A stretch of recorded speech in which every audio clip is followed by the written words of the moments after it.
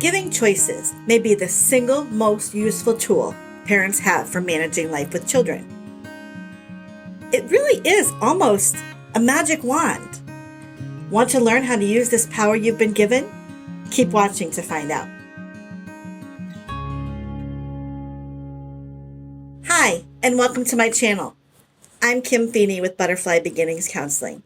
I'm a licensed independent social worker and a registered play therapist supervisor. I have over 10 years of experience helping children and families to lead healthier emotional lives. If this is something you would like more information about for your family, subscribe and hit the bell for weekly notifications on the latest content. So I'm guessing you're wondering, why does this little trick of giving choices to children work so effectively? Because it's a win-win solution. You're offering only choices that you are okay with. So you're happy. And your child gets to pick one that they're okay with. So they're happy. You sidestep the power struggle because you aren't making them do something. They're choosing to do what they want to do. The child is in charge within your given parameters. No one likes to be forced to do something. But here, because they choose, they cooperate. Every human being, despite their age, needs to feel powerful and in control at some times. In being able to make decisions and to choose, our children are able to exert the little power they have, and they're able to feel it. When they feel powerless, they tend to dig in deep and pull out their mightiest tantrum in a last-ditch effort to get their power back. Giving children choices helps them feel like they have some control over their own lives. Giving kids a say or a choice also builds respect, strengthens community, invites cooperation, develops problem-solving skills, and capitalizes on kids' normal human need for power and control. Making choices is so important to a child's development, and it helps them learn how to make wise decisions and to speak their minds for themselves. It helps children build a sense of self-respect as we place our trust in them to make good decisions. Giving them the freedom to choose also helps develop their problem-solving and independent thinking skills. And this, in turn, satisfies their natural need for power and control.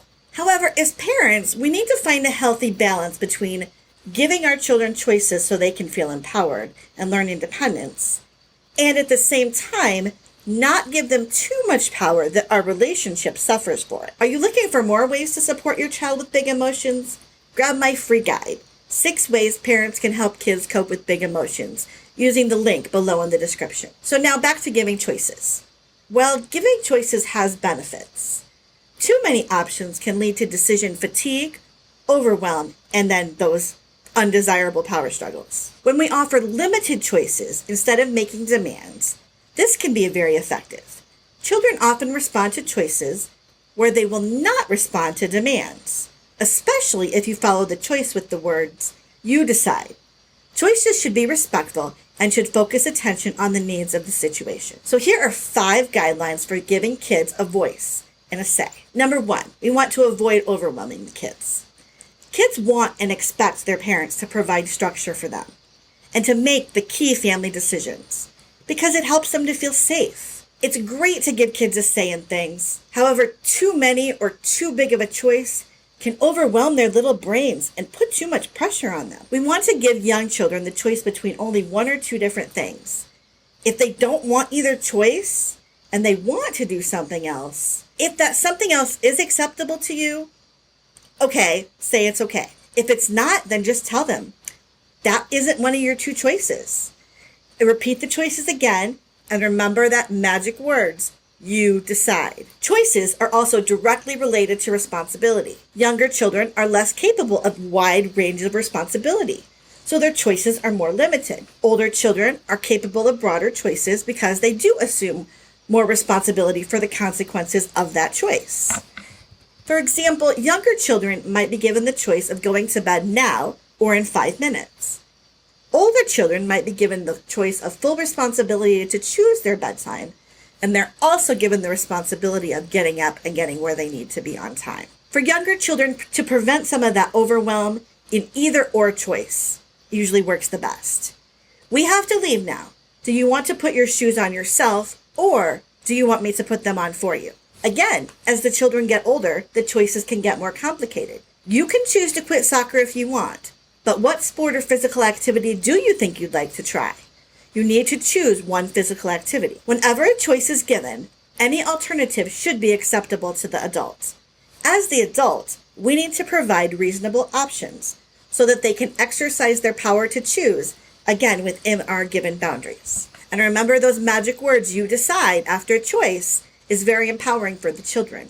And it adds emphasis on the fact that the child does have a choice. Tip number 2 is to be consistent. If you give children a choice once, but not the next time, they naturally get frustrated or protest.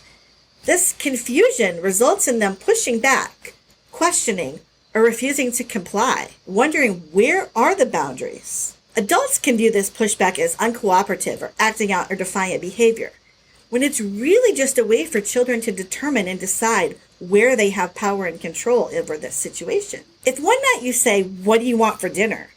and the next night you say, "We're having lasagna and that's it," they're likely to whine and protest because the boundaries, the lines, they're confusing and they're blurred. If one weekend you ask, "What do you want to do this morning?" Our whole family will do anything you want to do. And the next weekend you say, "You're going to go with Dad to the grocery store and then come to a friend's house with me," the kids may not understand the incongruence or difference in the two situations.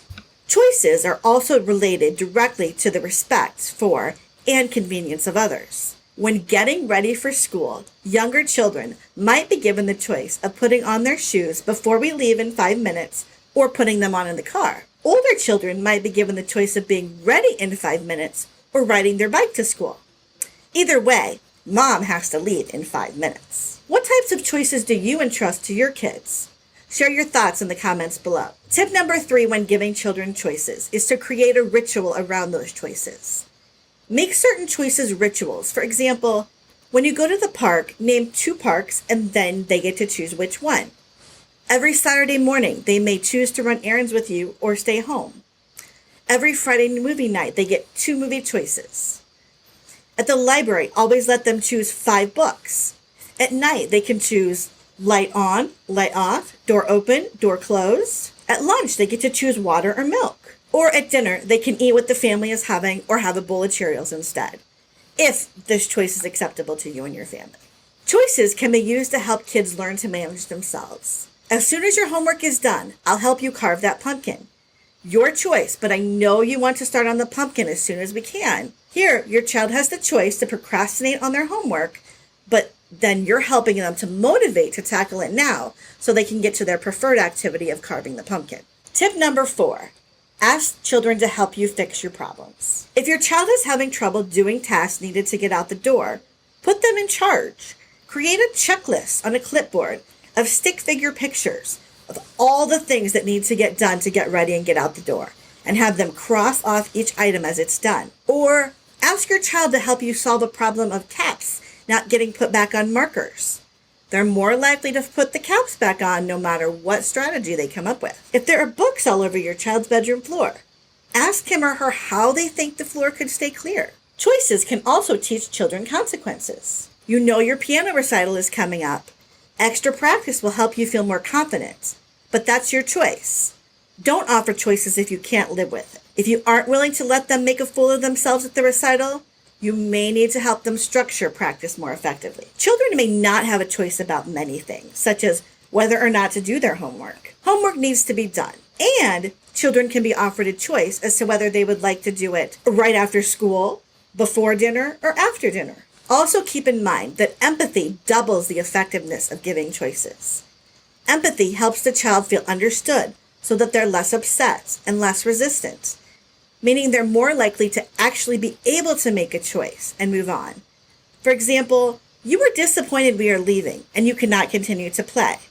Do you want to walk to the car like a monkey or like an elephant? You decide. Tip number 5 is thank and reinforce. If your child chose to shovel his books off the floor, you could say, "Wow, this shovel idea you thought of is really working out. I see the floor is as clear as ever. You're really taking care of your room." If your child chooses swimming over hiking, you might say, "Thanks for choosing swimming. It was so much fun to splash in the water with you." Or if your child chooses to run errands with you, comment to them, "I'm so glad you chose to help me out. Doing errands is always so much more fun with you by my side. Instead of meeting your child's resistance with force, which creates a power struggle, and ultimately a more resistant child, by providing them with limited choices, you affirm their right to have some control. However, within the boundaries that you set, the result is a happier, more cooperative child who knows you're on his or her side. Our goal should be to give our children both roots and wings. We tell ourselves that by arming our kids with the ability to make choices on their own, we are building up their wings for future use. And this is indeed true. However, limiting their options keeps them rooted within our boundaries. They gain a sense of freedom and independence while we're able to uphold our values and rules. In this way, we don't open ourselves up to a power struggle, and we allow them to develop intellectually and exercise control. Don't forget to grab the free guide, 6 Ways Parents Can Help Kids with Big Emotions, using the link in the description. If you enjoyed this video, give it a thumbs up, subscribe, and share with a friend. On the screen are some other videos you may also enjoy. Thank you for watching, and wherever you are in your day, hug your child and make it a great one.